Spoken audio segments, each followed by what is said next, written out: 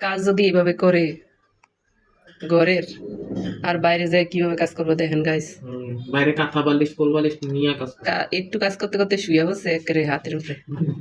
হায় রে আল্লাহ, আমি শুয়ে শুয়ে কাঁথা কম্বল বালিশ নিয়ে। অন্তত শাশুড়ির মতো ঠিয়া দিয়ে রেজত। শরীরটা ভালো নাই, যদিও এখন একটু সুস্থ লাগতেছে।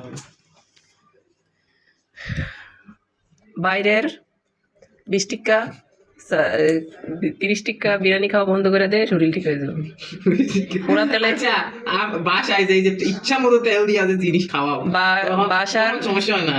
বাসার সব 10-20 টিকা বিরিয়ানি 30 টিকা বাসায় 10 দিন খাবি আর বাইরে একদিন খাবি, শেষ শেষ। ওই একদিনই মনে করলি 100 বছরের পুরানো তেল দিয়ে ভাজে তারা বাইরে জিনিস, হেডি মজা লাগে। তেল যত পুরনো হয় স্বাদ তত বেশি হয়। হ্যাঁ, এটা পেটে অত গন্ধ ছড়ায়।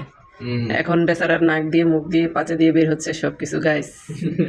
30 টিক্কা বিরিয়ানি খায়া আমি ঘরে এত মজা করে বিরিয়ানি রান্না করে খাওয়াই, আর সে কি করে 30 টিক্কা বিরিয়ানি খায়। এত লোভ তার বিরিয়ানির দিকে।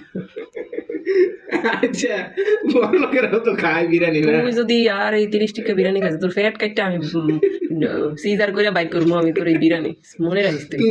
তুমি কি গাইনি স্পেশালিস্ট? তুমি সিজার করবা? আমি ব্যাক স্পেশালিস্ট। Doctor MBBS. তো দাদি সকালে কইতাছে, ও দুপুরে কইতাছে খাই ডাক্তারের কথায়। হ্যাঁ ডাক্তার, তুই সব বাই করবি, খাইলাম তোর কথায়।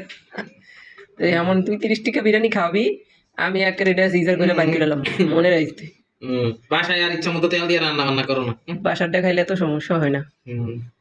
তো বাংলাদেশে সব খাবারই ভেজাল, এটাই শেষ কথা।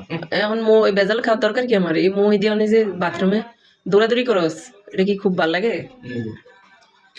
5 মিনিট পর পর গাইস, মানুষের ঘরে নিচে দিয়া আর আমার ছেলে করে মোহে দিয়া বমি করে খালি 5 মিনিট পর পর। কতক্ষণ পর